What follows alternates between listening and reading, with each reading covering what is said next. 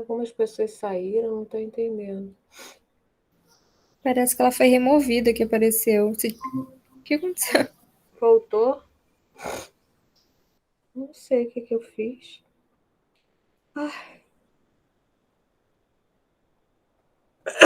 Ai. Voltou, Andressa.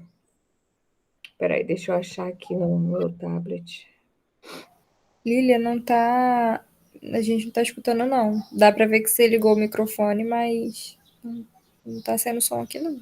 É.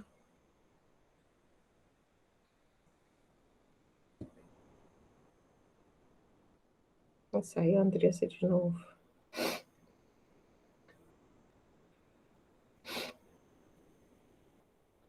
Eu vou compartilhar com vocês um texto. Espera aí. Vou botar no. Eu consigo enviar ele, mas não consigo abrir no meu computador.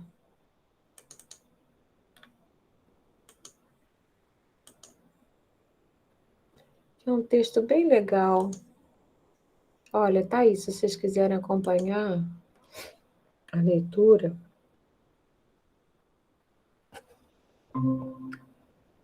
Andressa, você vai e volta. Professora, meu Wi-Fi tá caindo. Ele não tá sustentando. Aí eu fico desligando e ligando. Aí quando eu desligo, ele volta. E eu tô sem internet pelo chip. Acabou meus dados móveis. Uhum. Mas E eu vou tentar. Senão na, eu vou lá pro vizinho tentar roubar o Wi-Fi dele. e na sua casa não tem Wi-Fi? Tem, só que ele é meio ruim. Uhum. Ele não tem hora que ele fica e do nada ele some os 3 pontinhos, fica vazio. Aí eu desligo e ligo, ele volta. Aí do nada ele cai. Então, É. Wi-Fi, não é nem um vizinho, é um bar. Tem um bar aqui na rua e Uhum. lá tem Wi-Fi. Qualquer coisa eu vou pra lá. Tá. Não, mas acho que assim, é mais para a gente se despedir mesmo, né? Queria primeiro saber de vocês, antes de ler o textinho, se vocês curtiram a disciplina, se vocês têm alguma crítica construtiva, alguma coisa que possa mudar, o que vocês não acharam legal, avaliação, se foi bacana, não foi. O que vocês acham? Aí, Legal. professora, continue incentivando a escrita, porque aquele modelo ajudou muito. Ajudou, né, da Da resenha. resenha. Pois é, isso aí depois eu até queria pensar um jeito da gente tentar divulgar, mas aí, assim, se eu quisesse divulgar, não ia dar para eu fazer a mesma avaliação, porque senão todo mundo ia ter um modelo, né? Mas uma coisa que eu achei muito bacana foi ver como cada um fez a resenha de um jeito diferente também, e do mesmo texto. Seria interessante vocês terem acesso. Eu vou colocar depois para vocês no, na pasta, né? Para, sei lá, se vocês quiserem ver, acho legal. Porque tem o mesmo texto feito por pessoas diferentes, e são soluções interessantes, apesar de diferentes, sabe? Eu achei isso bem bacana. Eu E falo isso com meu namorado também, que a gente escreve a mesma coisa, ele fala, cara, como que a gente pode escrever sobre a mesma coisa, mas de forma completamente diferente? ainda bem, né, Yasmin, Né? que a gente tem essa marca pessoal, porque senão a gente só fica copiando as coisas, que é o que normalmente se faz, né? Então, achei, já tinha falado isso na disciplina de POEB também, que eu dou mais ou menos para a mesma turma, que eu achei muito bacana dessa turma, essa capacidade de enfrentar isso, né? Porque normalmente uma coisa que eu estava pensando, até falei hoje na reunião, eu acho que esse modelo que vocês têm, que fazer uma citação, dá para vocês terem um contraste entre o que é escrita de vocês e o que não é escrita de vocês. Então, isso faz com que, na parte que é escrita de vocês, vocês não copiem, entendeu? Então, isso é muito, muito legal, né? Porque tem uma parte que é de copiar mesmo, mas aí tá lá a parte que é de copiar. Aí a gente copia, né? Copia, bota a referência direitinho, acadêmica, né, segundo as regras da BNT, bacaninha, mas a gente tem que poder falar alguma coisa além daquilo, né? O ideal é vocês tentarem, as resenhas ainda estão um pouquinho longas, né? O ideal é fazer mais curto. Esse exercício não é fácil, mas é muito legal, né? Da gente pegar o que é essencial mesmo, pegar aquele roteirinho. Qual é o objetivo, por que aquele trabalho é importante de se fazer, né? Isso agora na monografia, quem já está fazendo monografia, é um exercício ótimo, né? No projeto você tem que fazer exatamente isso. A justificativa é muito importante, né? Por que interessa estudar os tempos escolares? Por que interessa estudar o recreio? Porque, enfim. Yasmin, eu passei para você os textos que eu dei para geografia no semestre passado.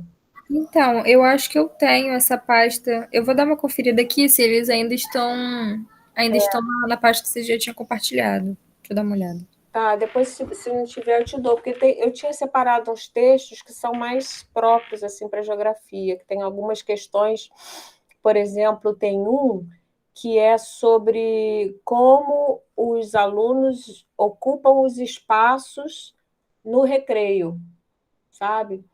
E aí é bem bacana que eles fazem um mapa mental, assim, sabe? Fazem um mapinha da ocupação dos espaços, é bem legal.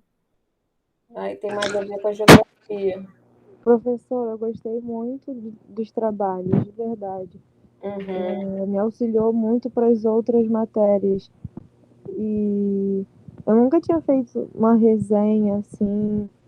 Na verdade, eu nem fiz as resenhas que você pediu com justificativo, objetivo, mas aquelas primeiras me auxiliaram muito. Que eu até comento com outros professores o quanto me auxiliou para a escrita, porque você não estava só focado na sua matéria, você focava na nossa escrita, em auxiliar a gente, tanto na forma de citação, bibliografia, que às vezes a gente acaba esquecendo na correria. E depois, todos aqueles pequenos detalhes, toda vez que eu escrevia, eu ficava assim, bibliografia, citação, tá certo? Não, foca. Foi muito, muito bom. Que Eu bom. gostei dessa interdisciplinaridade. E depois não é, a gente vê que não é um troço assim do outro mundo, né? A gente vai se habituando, porque os detalhes eu mesma não sei, entendeu? Agora, porque às vezes bota, eu não sei ainda se na BNT agora bota o P da página. Antigamente a gente botava em caixa baixa segundo o sobrenome, botava 2 pontos, não, botava vírgula, botava o ano, 2 pontos e o número da página sem o P, que eu achava uma anotação bem bonitinha, assim, mas depois parece que eles mudaram, agora, mas não interessa, essas coisas a gente vê na hora como é que faz, entendeu? O negócio é você ter uma ideia de por que você faz aquilo, né? Você faz aquilo porque a gente, lendo os textos, a gente via isso. A gente via, está citando Bourdieu. Qual é o livro do Bourdieu? Aí você vai lá na bibliografia e acha. Quer dizer, não é uma coisa assim só para encher o saco da gente, né? É útil, tem uma função. Então, isso que vocês têm que buscar o tempo inteiro. Uma resenha, uma coisa que eu achei muito legal nos trabalhos de vocês, das resenhas, é que vocês conseguiram, alguns com mais facilidade do que outros, mas teve uns assim que as resenhas ficaram realmente ótimas, sabe? Uma resenha que você podia publicar numa revista perfeitamente, né? Porque vocês pegaram essa ideia de que você está escrevendo para alguém, para um leitor que não conhece aquele trabalho que você leu, né? Então você está fazendo uma apresentação, você está comentando, olha, esse trabalho é muito interessante por causa disso, por causa daquilo, tipo, vale a pena ler, né? Então, toda vez que vocês tiverem um exercício de escrita, eu acho que facilita muito a gente imaginar alguém que vai receber aquela leitura, que vai receber aquele escrito, entendeu? Endereçar alguém que a gente imagina, né? Um leitor hipotético. Isso faz a escrita da gente ficar muito melhor, sabe? Então, isso às vezes é complicado quando a gente entrega o trabalho e a pessoa não dá uma devolutiva, né? Não comenta, aí a gente tem a sensação que a gente escreve para as paredes, e aí tanto faz, seja legível, que não seja legível, que seja atraente, que não seja atraente, né? Mas isso é bom vocês fazerem, tentarem trocar entre si, né? Eu gostei muito dessa turma. E alguns ainda conseguiram fazer a interdisciplinaridade com a disciplina de POEB e antropologia, que eu achei muito bacana também, que eu estava falando que POEB é uma disciplina mais densa, né? Mais teórica, assim, né? Uma coisa mais dura, tem muita política, economia, muitos dados numéricos, estatística, né? Tem tudo isso na disciplina. Mas que a antropologia, se ela se ancora um pouco na política educacional, ela tem muito mais interesse, né, do que a gente fazer simplesmente uma observação. Ah, a cultura deles é assim, que interessante. Sim, mas que consequências isso tem para a vida política, né, da educação? Então, isso é muito legal. Eu fiquei super satisfeita, super mesmo. Então, semestre que vem. E a avaliação, vocês acharam legal essas 3 avaliações, assim? Eu achei ótimo esse método, professora, de verdade, porque quem sabia que ia ficar enrolado para o final fez no início, quem não quis fazer no início deixou para o final, deixou para o meio. Eu achei assim muito bom e ficou à vontade para escolher os textos. Um que eu queria muito ter tido tempo para fazer foi do Corsário. Gente, aquele texto para mim foi maravilhoso. Você adorou ele, né? Você não chegou a fazer ele, não? Eu acho que eu fiz, foi do Corsário que eu fiz. Acho que foi. Mas um também que eu gostei muito foi do Foot White. Aham. Muito bom, muito gostosinho aquele texto. E É, você lendo com a gente, assim, até porque quando a gente lê, às vezes, passa algumas coisas e você foi pincelando as partes importantes. Eu achei muito legal aquela aula, muito legal. eu acabei fazendo isso bastante, né? De lendo os textos. Vocês não acham chato, não, né? Você achou Professora, legal. confesso que eu gosto disso, porque eu acho que às vezes quando a gente lê, passa muita coisa.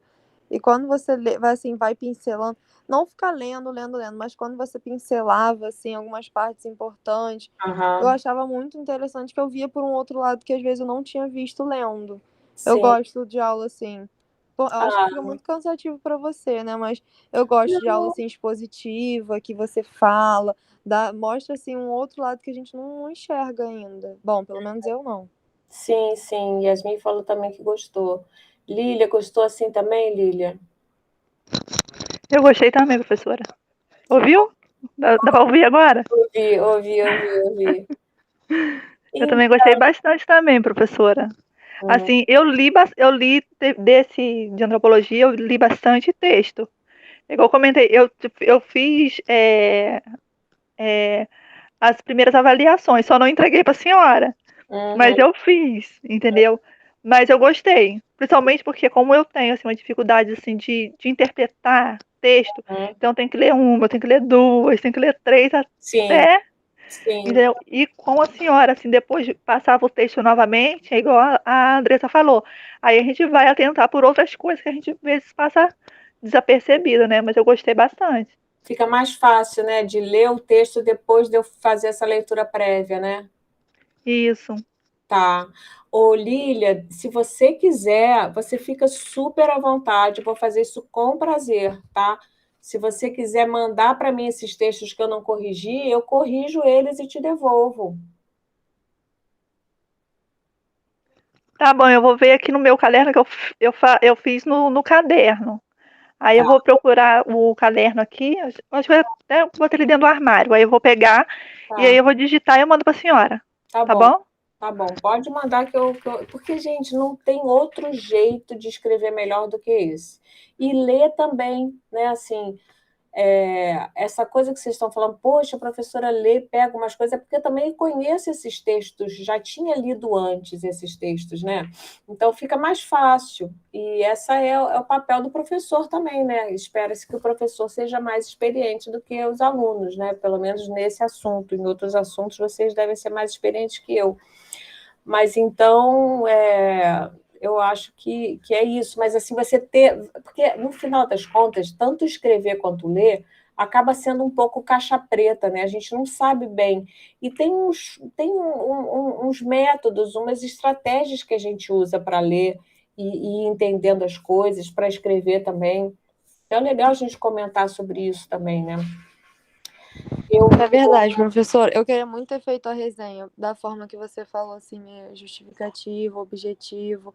Eu acho que, assim, eu ainda, se eu fosse fazer agora, com certeza eu teria que refazer depois, depois dessa correção, porque Sim. é muito importante para nossa formação acadêmica e até agora eu não fiz nenhum nesse modelo. Mas é assim em POEB? Com certeza eu vou deixar para fazer em POEB assim. Como é que é a avaliação em POEB? Mas POEB não é assim. POEB não tem resenha. POEB só tem pergunta.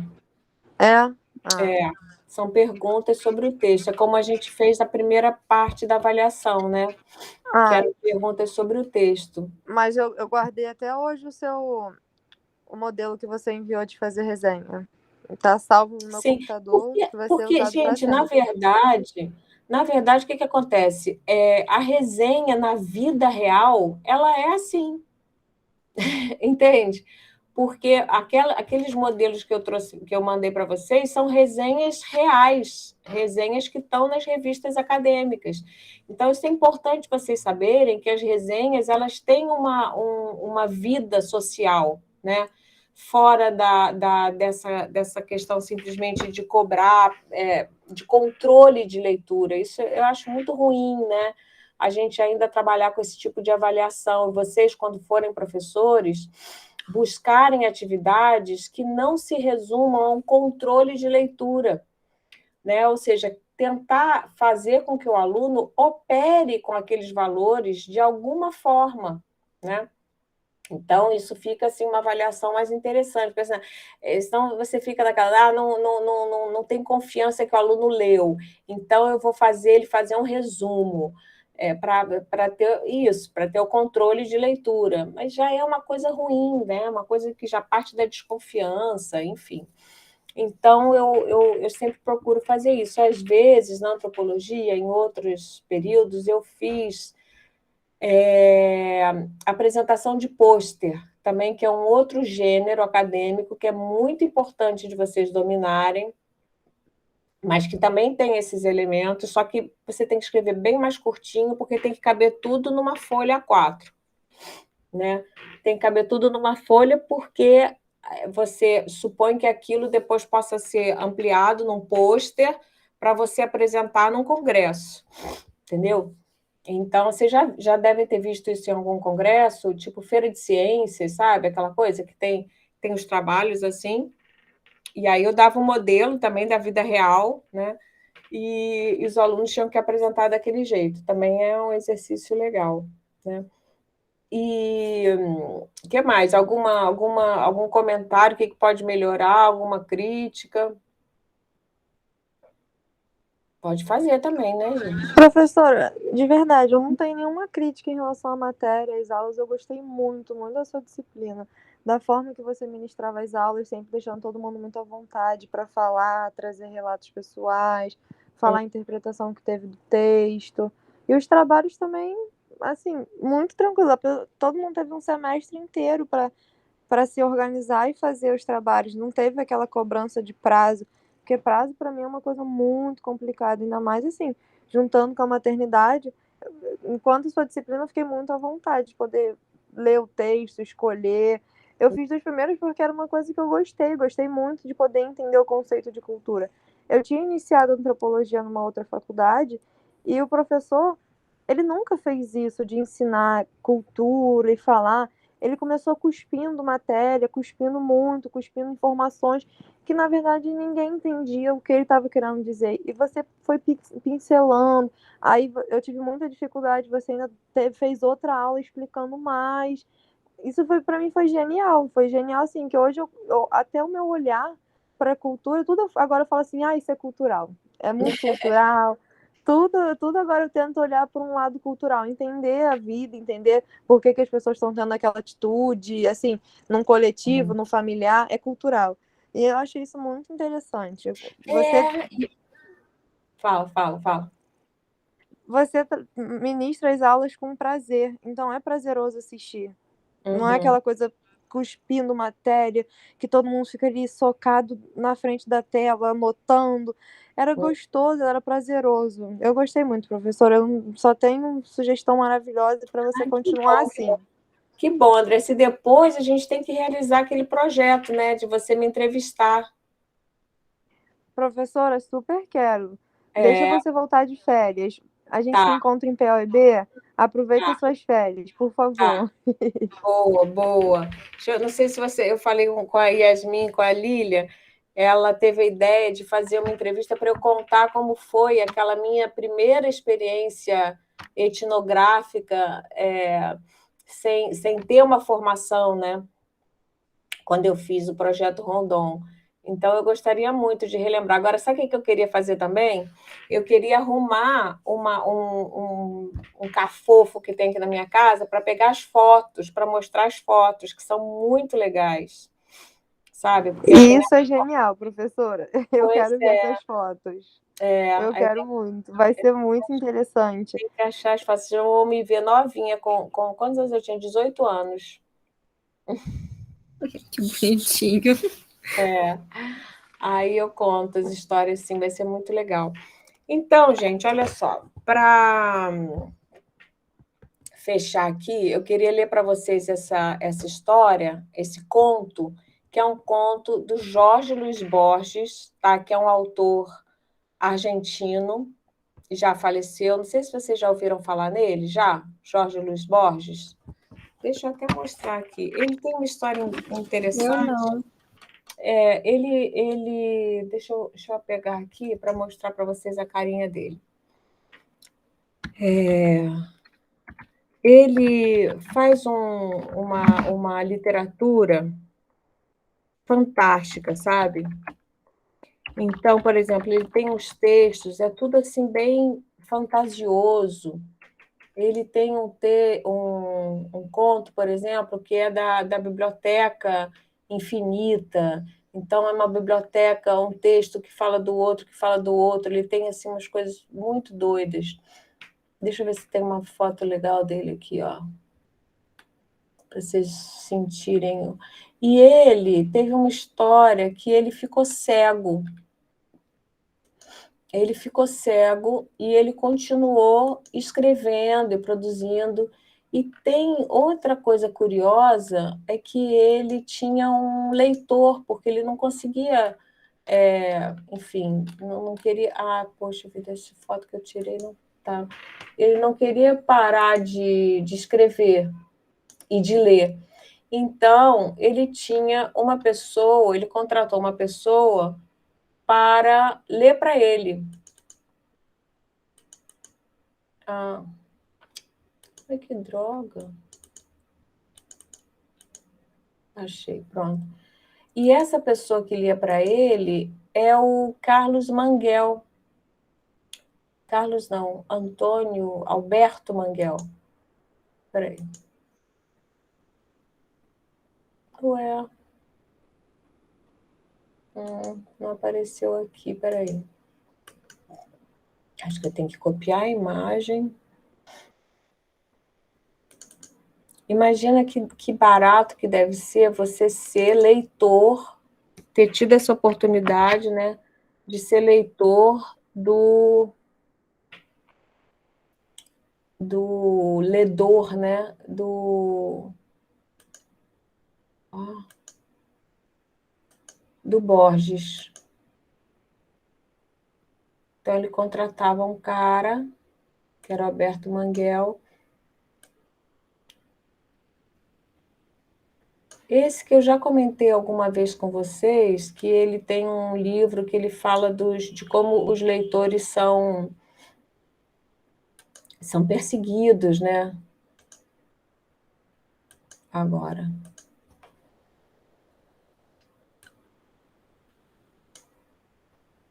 Vocês vão ver a carinha dele.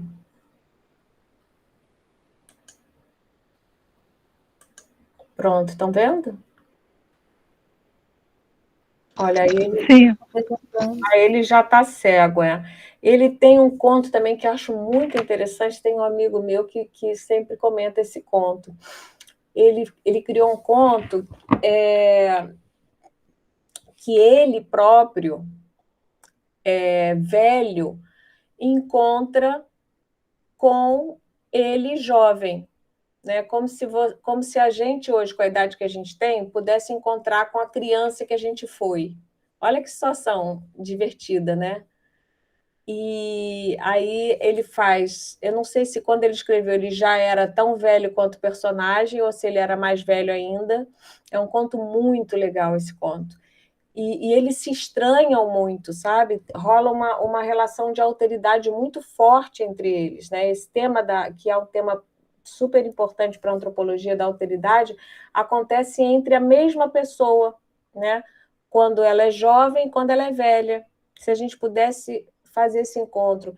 Então, esse meu amigo fala assim, Andréia, você acha que a Andréia adolescente gostaria da Andréia velha, da Andréia adulta? É uma pergunta muito legal, né? Que tem a ver, de alguma forma, com... Será que a gente traiu, quando se tornou adulto, aquelas ideologias e utopias que a gente tinha quando era adolescente, né? E eu fico me perguntando, eu acho que a Andréia adolescente ia gostar da Andréia adulta. Eu acho. Acho que a Andréia adulta ia achar a Andréia adolescente um pouquinho boba em várias coisas, né? Mas é uma pergunta interessante, eu acho, assim, filosófica legal. E ele escreveu também um conto maravilhoso que chama O Jardim dos Caminhos que se Bifurcam. Esse conto é a história de um sujeito que vai por um caminho, mais ou menos assim na vida, é uma metáfora, né? Mas em algum momento ele tem uma opção, né? Ele tem duas opções, e ele faz uma escolha. Isso acontece na vida da gente o tempo inteiro. E quando ele faz essa escolha, quando a gente faz uma escolha, a gente deixa de fazer outra, né? Só que nesse conto, o personagem que percorreu um caminho, por exemplo, eu em algum momento fiz faculdade de biologia, né? Eu podia ter seguido a carreira de bióloga, ter feito mestrado, doutorado em biologia e ser professora de biologia na universidade, ou ser cientista, como eu desejava ser. Mas em algum momento eu decidi ir para a educação, né? Decidi ir para outro lugar, para antropologia e tal. Então, é como se essa Andréia, que seguiu o caminho, que é o caminho que eu segui, né, pudesse encontrar a Andréia que se tivesse seguido outro caminho, como seria. Né? Então, ele cria essas situações assim fantásticas, né? Literatura fantástica. Esse texto, então, que eu vou ler para vocês, eu achei legal, que eu acho que fecha assim, a disciplina, né? Chama O Etnógrafo. E eu mandei para vocês. O etnógrafo tem. Está aqui, o etnógrafo, pronto. Então, vou ler. O caso referiram-se no Texas, mas aconteceu noutro estado. Tá? O caso referiram-me no Texas. Espera aí, não posso abrir. O caso referiram-me no Texas, mas aconteceu noutro estado, dos Estados Unidos, né? Conta com um só protagonista, salvo que em toda história os protagonistas sejam milhares, visíveis e invisíveis, vivos e mortos. Chamava-se, creio, Fred Murdoch. Era alto, à maneira americana, nem louro nem moreno, de perfil de machado, de não muitas palavras. Nada singular havia nele, nem sequer essa fingida singularidade que é própria dos jovens. Naturalmente respeitoso, não descria dos livros nem dos que escrevem os livros. Sua era essa idade em que o homem não sabe ainda quem é e está disposto a se entregar ao que lhe propõe a sorte. A mística do persa, ou a desconhecida origem do húngaro, as aventuras da guerra ou da álgebra, o puritanismo ou a orgia. Na universidade, aconselharam-lhe o estudo das línguas indígenas. Há ritos esotéricos que perduram em certas tribos do Oeste. Seu professor, um homem idoso, propôs-lhe que fizesse sua morada num acampamento que observasse os ritos e que descobrisse o segredo que os feiticeiros revelam ao iniciado. Na volta, redigiria uma tese que as autoridades do Instituto dariam a lume. Murdoch aceitou com alacridade. Um de seus antepassados morrera nas guerras da fronteira. Essa antiga discórdia de suas estirpes era agora um vínculo. Previu, sem dúvida, as dificuldades que o aguardavam. Tinha que conseguir que os homens vermelhos o acolhessem como um dos seus, e empreendeu a longa aventura. Mais de 2 anos viveu na pradaria, sob toldos de couro ou à intempérie. Levantava-se antes da aurora, deitava-se ao anoitecer. Chegou a sonhar num idioma que não era o de seus pais. Habituou seu paladar a sabores ásperos, cobriu-se com roupas estranhas, esqueceu os amigos e a cidade. Chegou a pensar de uma maneira que sua própria lógica refutava. Durante os primeiros meses de aprendizagem, tomava notas sigilosas, que rasgaria depois, talvez para não despertar a suspicácia dos outros, talvez porque já não as apreciasse. Ao término de um prazo pré-fixado por certos exercícios de índole moral e de índole física, o sacerdote ordenou-lhe que fosse recordando seus sonhos e que lhes confiasse ao clarear do dia. Comprovou que nas noites de lua cheia sonhava com bisontes. Confiou esses sonhos repetidos a seu mestre. Este acabou por revelar-lhe sua doutrina secreta. Uma manhã, sem despedir-se de ninguém, Murdoch se foi. Na cidade, sentiu saudades daquelas tardes iniciais da planície em que sentira, fazia tempo, saudades da cidade.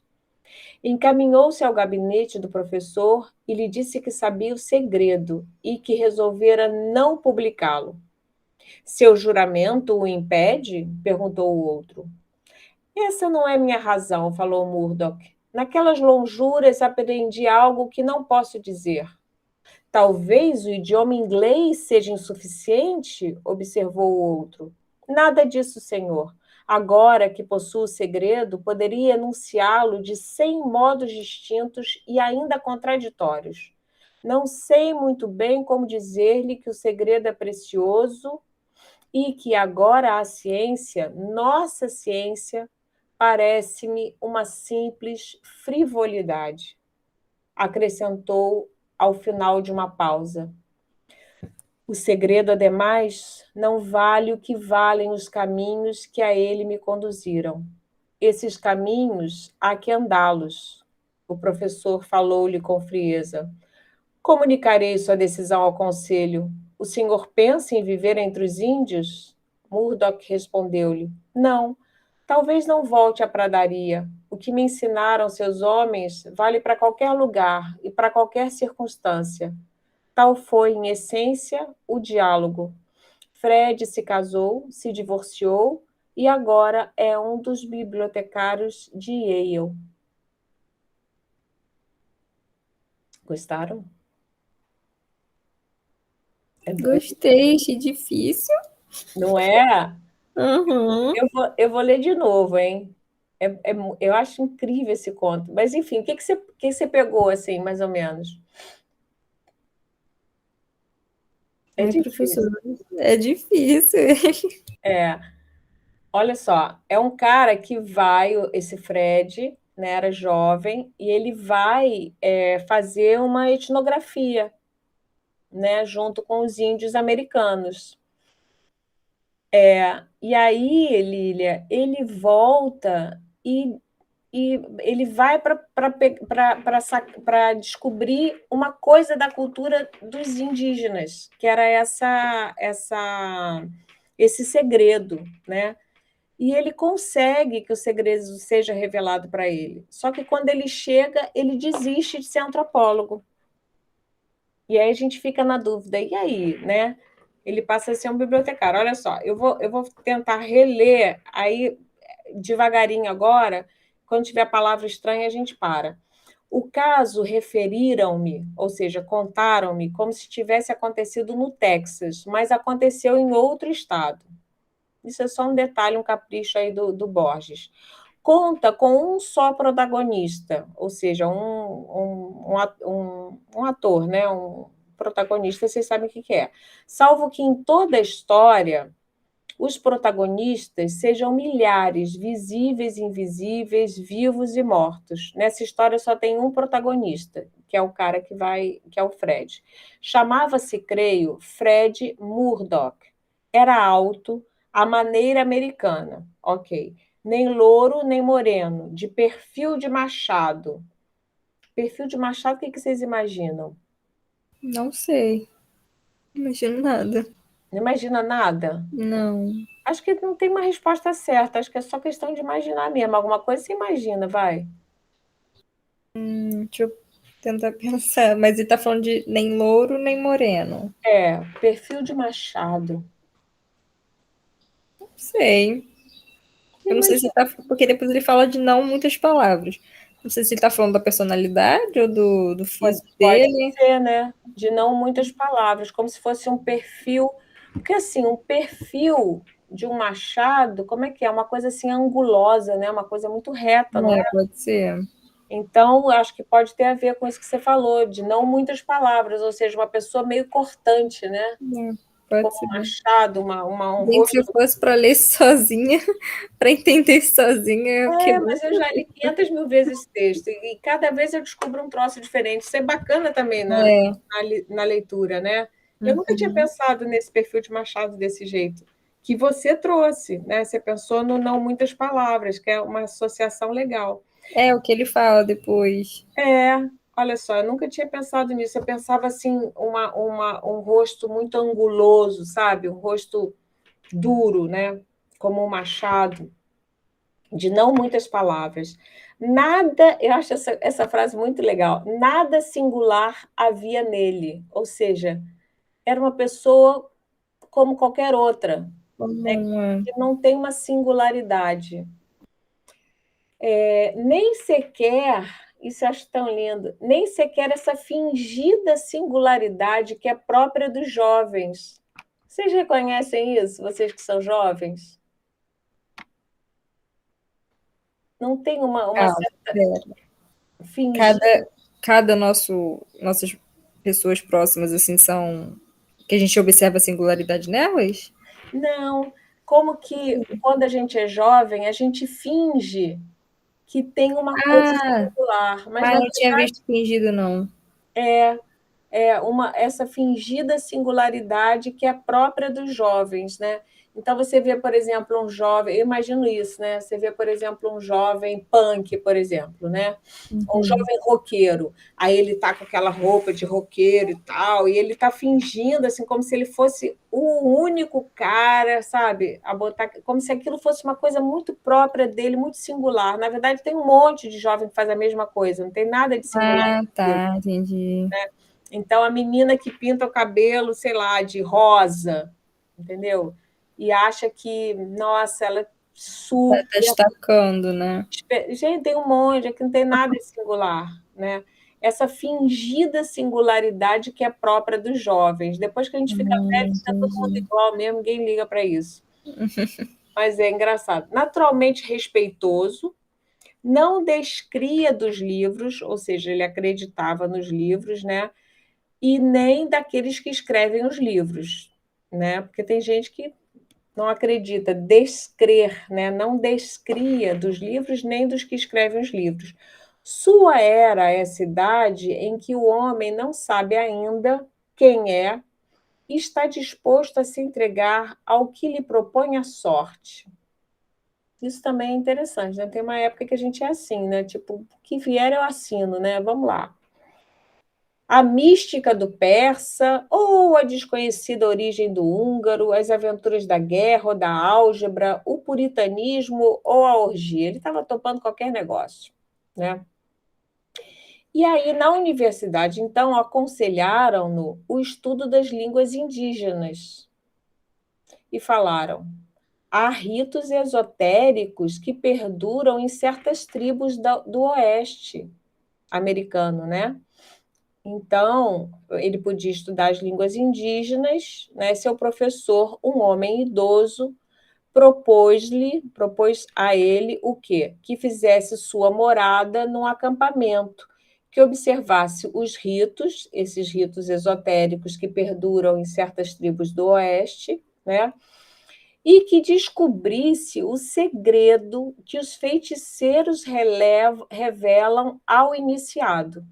Então, ele tinha que se iniciar nessa tal religião, né?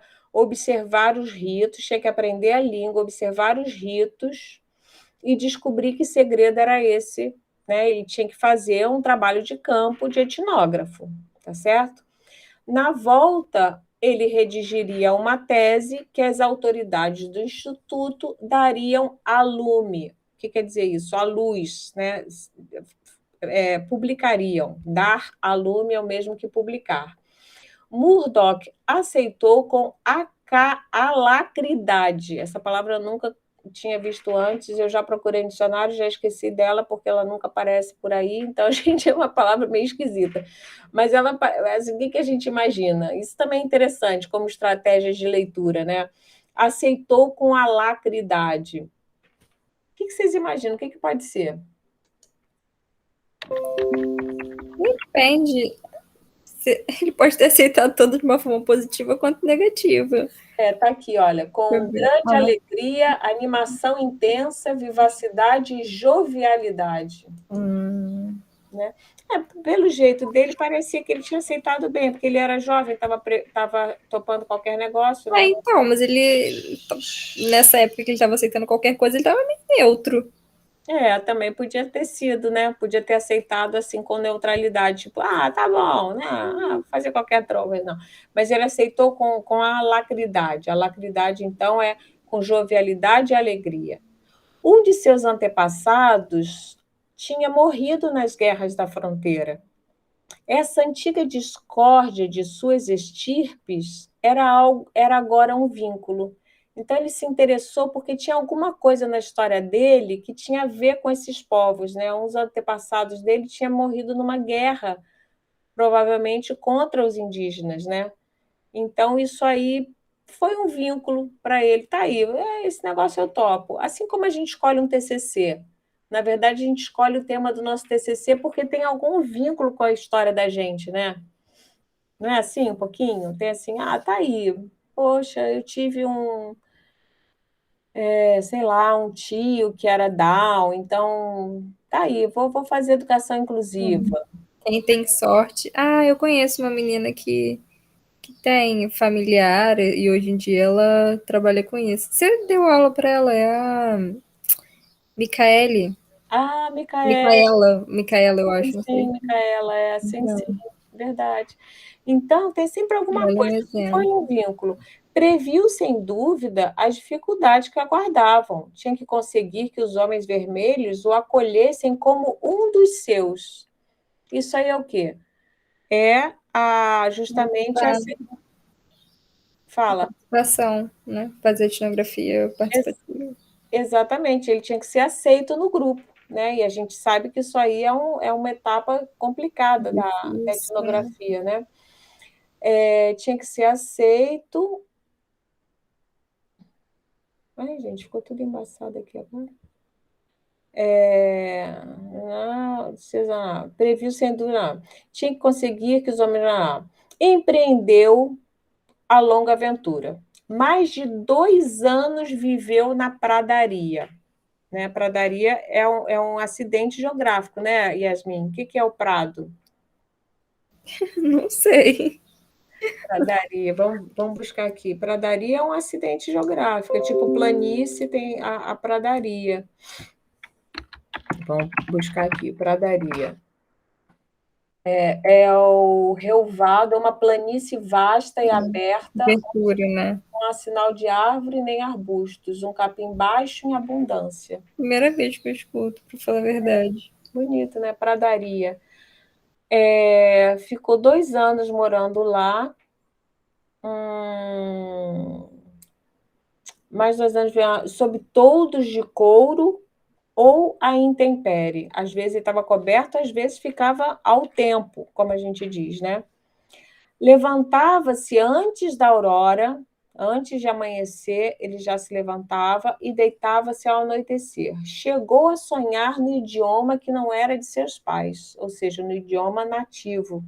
Ele realmente, né, conseguiu ser acolhido pela cultura e quase que ser como, porque assim, você chegar a sonhar com a língua estrangeira é uma coisa de muita intimidade com a cultura, né? Alheia. Habituou seu paladar a sabores ásperos. Sabores ásperos. O que são sabores ásperos? É engraçado, né? Porque áspero é um adjetivo que tem a ver com o tato e não com paladar. É. Como é que seria um sabor áspero? Um sabor que, de alguma forma, trava, né? Eu acho, por exemplo, eu penso, sabe no quê? Eu penso num caqui com cica, por exemplo. Uhum. É uma coisa Uhum. áspera. Cobriu-se com roupas estranhas, esqueceu os amigos e a cidade. Chegou a pensar, isso eu acho maravilhoso também, chegou a pensar de uma maneira que sua lógica refutava. A Andressa estava falando do Foote White, né? Imagina o Foote White lá no meio dos italianos, meio delinquentes, aqueles jovens e tal. Quer dizer, em algum momento ele pode ter acontecido isso também, né? Tipo, o pessoal fala assim, vamos roubar aqui, não sei o quê. Ele pode ter pensado, boa, boa. E depois ele pode ter pensado, gente, que isso? Eu não gosto de roubar nada. O que eu estou fazendo aqui, né? Mas ele chegou, isso significa que ele chegou a ser um nativo, né? Em alguns momentos, ele era como um deles. Durante os primeiros meses de aprendizagem, tomava notas sigilosas, ou seja, ele fazia o diário de campo dele, que rasgaria depois. Gente, por que um antropólogo faz o diário de campo e depois rasga? Talvez para não despertar a suspicácia dos outros, né, a curiosidade e, e a desconfiança, né, dos outros, talvez porque já não as apreciasse, né? Talvez ele já tivesse, tipo assim, já me tornei um nativo, né? Tá vendo? É um personagem que está aí nesse limiar entre ser um observador estrangeiro, né? E se converter no nativo. Acho que esse é o ponto aqui, né? Que é uma coisa que a gente não deve fazer numa etnografia, né? Porque se a gente se converte num nativo, a gente não observa mais, não toma mais nota, não faz mais nada. Ao término de um prazo pré-fixado, por certos exercícios que os indígenas impuseram a ele, né, de índole moral e física, o sacerdote ordenou-lhe que fosse recordando seus sonhos e que lhes confiasse ao clarear o dia.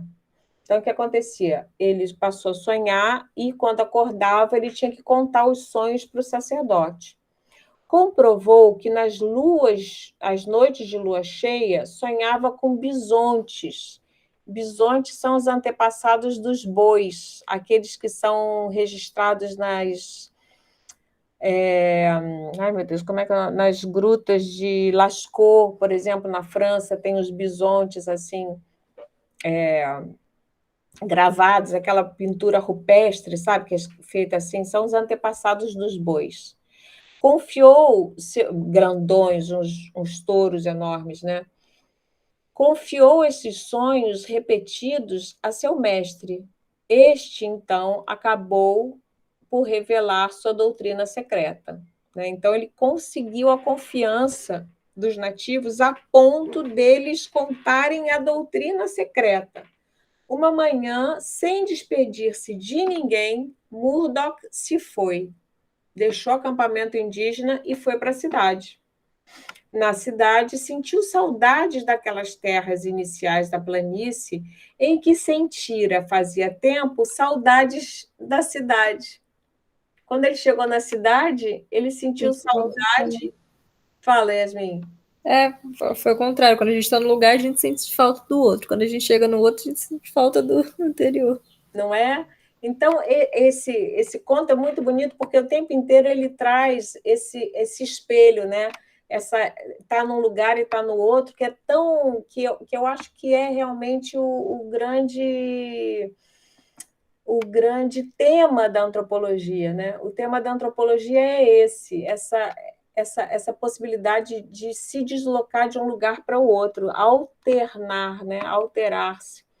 Uma manhã sem de bom. Na cidade, encaminhou-se ao gabinete do professor e lhe disse que sabia o segredo e que revelara e que resolvera não publicá-lo. Aí o professor dele falou assim: que isso, né? Seu juramento impede a coisa mais difícil, você conseguiu e você não vai publicar, né? Você fez um juramento que impede isso de publicação? Aí ele falou assim: não, essa não é a razão. Naquelas lonjuras aprendi algo que não posso dizer. Aí ele falou: talvez o idioma inglês seja insuficiente, é um problema da língua, né? A língua não é uma coisa que não se traduz em inglês, disse o professor. Não, nada disso, senhor. Agora que possuo o segredo, poderia anunciá-lo de 100 modos distintos e ainda contraditórios. Né? Ele poderia contar em várias versões, de cabeça para baixo. Acontece quando a gente realmente entende alguma coisa, né? Quando a gente realmente entende alguma coisa, a gente pode contar de todo jeito. Não sei muito bem como dizer-lhe que o segredo é precioso e que agora a ciência, a nossa ciência, ou seja, a antropologia, né? Parece-me uma simples frivolidade, uma coisa fútil, boba. Ou seja, o segredo dos indígenas era muito mais precioso. Acrescentou ao fim de uma pausa: o segredo, ademais, não vale o que valem os caminhos que a ele me conduziram. Esses caminhos há que andá-los. Né? Não dá para a gente explicar para o outro. Oi? Frase difícil? Mas essa até que não é tanto. Olha lá, olha. O segredo, Não, mas ademais, deu para entender, sim. né? Porque assim, não adianta, por exemplo, quando a gente faz uma viagem, você faz uma viagem, uma aventura, sei lá, vai para Ilha Grande, por exemplo. Você vai para Ilha Grande e aí vive uma aventura, vive uma tormenta no barco e tal, aí você volta e conta para os amigos.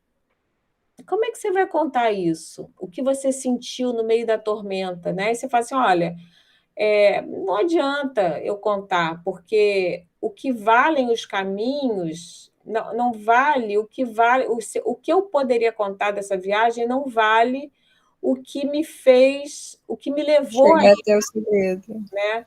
Os caminhos hão de andá-los, há de caminhá-los, né? Isso diz um poeta Antônio Machado, um poeta espanhol, né, que fala não há caminhos, os caminhos se hacen al caminar, né? Os caminhos se fazem ao caminhar. Então, cada um de nós tem um caminho próprio que a gente faz porque a gente é singular, porque a gente tem o caminho de cada um, a carreira de cada um. O professor falou-lhe com frieza: comunicarei sua decisão ao conselho. O senhor pensa viver entre os índios? E aí tem outra virada interessante no conto, né? Porque aí a gente pensa assim, bom, o cara então não quis mais ser antropólogo, vai ser índio, né? Ele diz, não, talvez não volte mais à pradaria. O que me ensinaram seus homens vale para qualquer lugar e para qualquer circunstância. Tal foi, em essência, o diálogo que tiveram esses dois. Fred se casou, se divorciou e agora é um dos bibliotecários de Yale. Será que a esposa dele, pelo menos, sabe o que aconteceu, gente? Tchan, tchan, tchan, tchan, não sabemos. Não é uma delícia esse conto? É curioso. É. Difícil imaginar o porquê que aconteceu. Sou curiosa. Quero saber agora o que aconteceu. As Será? hipóteses. Não tem nenhuma história, não? Nenhum filme, alguma coisa que levante alguma hipótese? O porquê que ele deve ter visto lá? Yasmin, você acha que dá para você contar as coisas que você viveu Não. para alguém? Não, assim, alguma experiência particular? Uhum. Assim, a pessoa não. Sei lá, eu penso de duas formas. A pessoa não vai entender. Não vai entender o que eu senti realmente. Não, ninguém vai entender o que ele sentiu. Mas ele poderia compartilhar. Não sei. Mas a troco de quê, né? Pois é. Então é Uma coisa alguma coisa que é tão pessoal. pessoal. Então, eu acho legal esse texto, porque assim, por mais que a gente, qualquer experiência que a gente vá fazer no campo, né, é individual e a gente vai contar, mas só para a gente lembrar que a antropologia ela é uma ciência, mas ela é uma ciência que não é exata, tem alguma coisa que escapa, né? Então, essa vivência, a gente não tem alguma coisa que a gente não pode compartilhar, que é o próprio limite da linguagem, né? Quando alguém diz para alguém eu te amo, por exemplo, né? A gente não sabe exatamente o que significa, porque o eu te amo de um pode significar uma Não. coisa, e o eu te amo de outro significa outra. Então tem um limite aí, né, nas experiências. Eu acho esse cara é maravilhoso. Tem vários contos maravilhosos, muito legais. Tem Talvez ele não tenha falado também por ser. Ele provavelmente seria. Teria algumas não contradições, mas algumas pessoas talvez não fossem acreditar, uhum, precisasse ir até o lugar para poder comprovar, e aí colocaria uma comunidade, uma exposição que eles não querem. Entendeu? sim. Ele se preocupou. Se preocupa. Normalmente eu acho que deveria ter essa preocupação, né? Então assim, quando a gente faz trabalho de campo, a gente publica, né? Uhum. Especialmente na antropologia da educação, a gente publica, mas a gente tem que ter muito cuidado com os nativos também, né? Por isso que é bom a gente trocar os nomes, ter todo esse cuidado com eles e saber que se outra pessoa fosse no lugar da gente, se outra pessoa for, ela vai ter uma outra visão, né? Então a visão do antropólogo é sempre parcial, é só uma interpretação possível, né? Eu acho legal. E eu acho bacana também nesse texto, porque ele não se converte num nativo, né?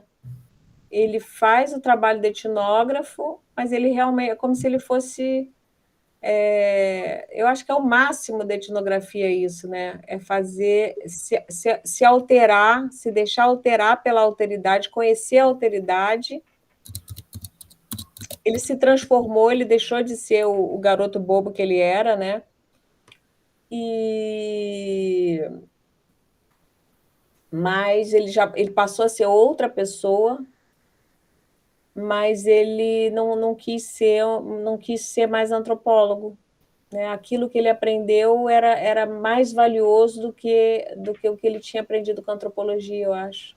Pelo que parece, ele teve algum contato também, sei lá, meio do além, começou a ter uns sonhos com coisas que não eram comuns para ele, então aí que isso tocou. Uma experiência esotérica, né? Mística. Então é isso, gente. Fica aí essa pulga atrás da orelha de vocês para pensarem, para curtirem um presentinho. Então tá, professora. Até a próxima disciplina. Isso, e tudo Eu acho difícil a gente pegar, né? Eu pegar a disciplina novamente com você. mas que seja tudo bem. E o seu trabalho vai ser uma etnografia, Yasmin? Não, geografia não. Vai ser. Assim, eu não sei se. Eu acho que não entra como uma etnografia, não, porque eu não tô observando dessa forma, mas vai ser vai ter minha participação. Uhum, É como se fosse um auxílio no estágio, sabe? uhum. Esse Que não bom. é nenhuma comparação nem nada do tipo para se tornar uma etnografia, mas Uhum, é um estudo de caso. uhum. Legal. É sobre o quê? É sobre o uso de ferramentas de geotecnologias apoiando no trabalho de campo relacionado à cartografia. Que legal. A cartografia é tão bonito, né? Eu quero trabalhar com criança, então eu vou aproveitar Olha só, tem um texto, um outro conto do Borges que você vai gostar, que se chama. Eu acho que é o Cartógrafo mesmo. Deixa eu ver. Esse conto é do mesmo livro, é muito legal. Deixa eu ver se eu acho aqui. Não, o texto se chama Do Rigor da Ciência, mas é sobre. Eu vou ler para você, é muito pequenininho. Tá. É uma maravilha esse texto. Eu tô pegando de tudo quanto é texto para Eu me ajudar. vou mandar para vocês. Espera aí, eu vou mandar para vocês. Professora, Fala. eu tô quietinha aqui porque o meu fone tá ruim. Aham. Aí eu tô segurando que se eu fizer qualquer movimento, eu não consigo mais ouvir a senhora, tá? Tá bom, tá bom. Mas se você quiser, escreve, pode falar. Ih, professora, mas pra poder escrever, eu sou muito lerda pra poder escrever. Mas eu queria só fazer a pergunta. A senhora teria outros textos, assim, etnográficos para a senhora poder mandar? Eu gostei dessa matéria. É gostoso, né? Olha só, eu tenho outros sim. Aí eu vou, nessa outra disciplina, vocês me escrevam que eu mando para vocês. Ai, gente. Porque eu tenho mania, a minha avó falava que eu era muito reparadeira. Porque eu gosto muito de observar. Aham. Eu observo tudo, tudo. Aí eu lembro de uma vez a senhora falou assim: quando eu vou no mercado, eu observo, fico observando tudo, as pessoas.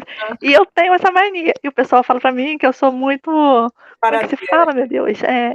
Então, isso aí não é fofoqueira. já é um ponto de antropóloga, já tem um espírito de antropóloga. Eu gosto muito de observar.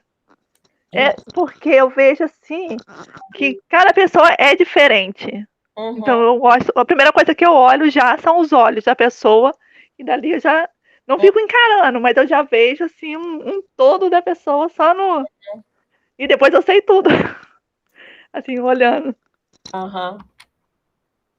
Aí a minha avó falava que eu era reparadeira. Reparadeira Mas não é. muito bom, reparadeira é muito boa. Olha, você sabe que o Gilberto Freire. Deixa eu ver se eu arrumo aqui. Eu estou tentando arrumar aqui para mandar para vocês o texto bonitinho. O Gilberto Freire, ele era sociólogo, né? Antropólogo também, né? Ele fez um livro muito famoso que é o Casagrande Senzala, que é uma coisa maravilhosa, né? Eu li uns trechinhos só, mas tinha muita vontade de ler mais. Peraí, deixa eu ver aqui.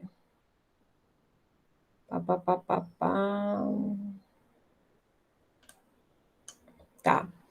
E aí ele dizia que o sociólogo era uma maneira fina de ser fofoqueiro.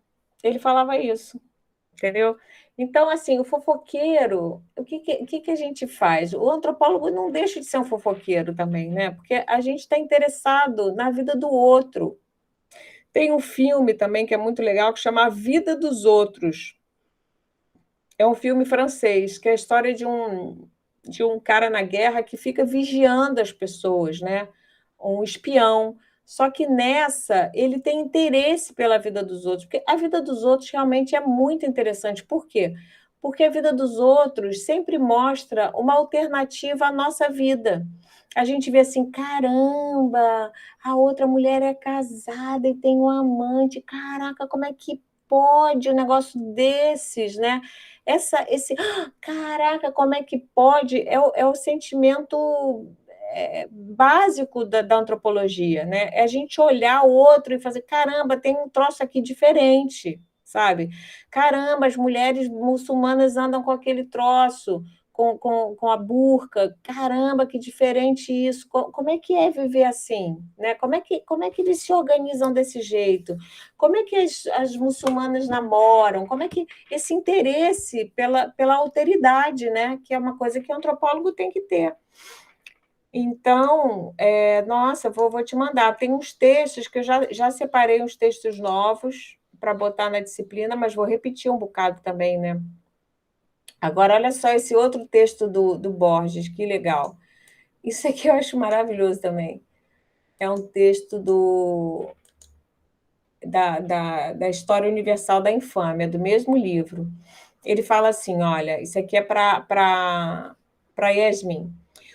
Naquele império, a arte da cartografia logrou tal perfeição, né, chegou a tal ponto de perfeição, que o mapa de uma única província ocupava toda uma cidade, e o mapa do império toda uma província. Com o tempo, esses mapas desmedidos não satisfizeram mais, e os colégios de cartógrafos levantaram um mapa do império que tinha o tamanho do império e coincidia pontualmente com ele. Menos dedicados ao estudo da cartografia, as gerações seguintes entenderam que esse dilatado mapa era inútil e, não sem piedade, o entregaram às inclemências do sol e dos invernos. Nos desertos do oeste perduram despedaçadas ruínas do mapa, habitadas por animais e por mendigos. Em todo o país não há outra relíquia das disciplinas geográficas. Eu acho isso maravilhoso. Engraçadinho.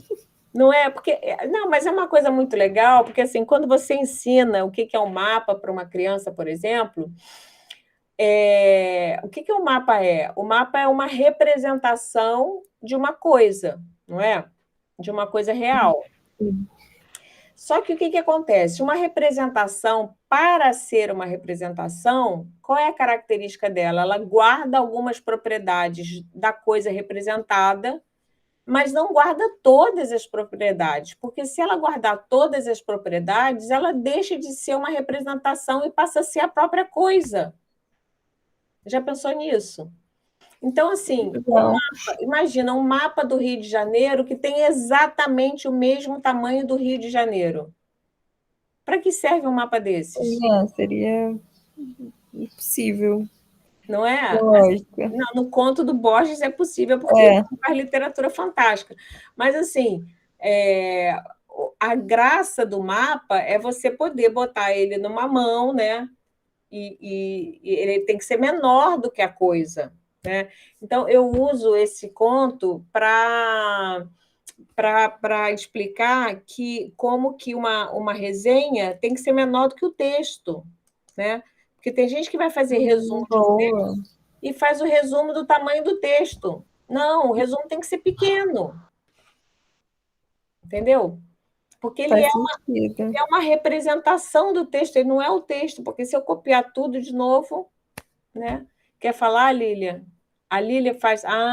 Você falou que você é do tipo que faz a resenha do tamanho do texto. Não pode, né? Porque senão não é. O primeiro que eu fiz, a senhora mandou eu refazer? Tinha 6. 6 páginas. 6 páginas no primeiro trabalho da Lília. Imagina, Yasmin. Não dá, porque senão fica que nem esse quase mapa texto mesmo. Porque senão não é uma representação do texto, não é um resumo do texto, é o próprio texto, né? Então, esse exercício, essa operação, que é uma operação simbólica, né? O que é o símbolo? É uma coisa que representa uma outra coisa. Isso tem um poder assim filosófico bem interessante, né? Da gente pensar. E os mapas são sempre isso. Eu vou mandar para vocês a fotinho do Borges e esse texto do Rigor da Ciência. Então, tá bom, gente. Boa sorte para vocês. Qualquer coisa vocês me peçam, fiquem de olho. E se vocês quiserem, vocês me peçam, eu dou o link de novo da pastinha da nova disciplina de antropologia e vocês pegam os textos novos. Tá bom. Eu acho que eu encontrei aqui o de geografia. Beleza. Tá bom, professora. Então, fala. Yasmin, não, eu ia falar com a Yasmin, depois eu posso falar com você sobre esse negócio que você passou da tarde para a noite?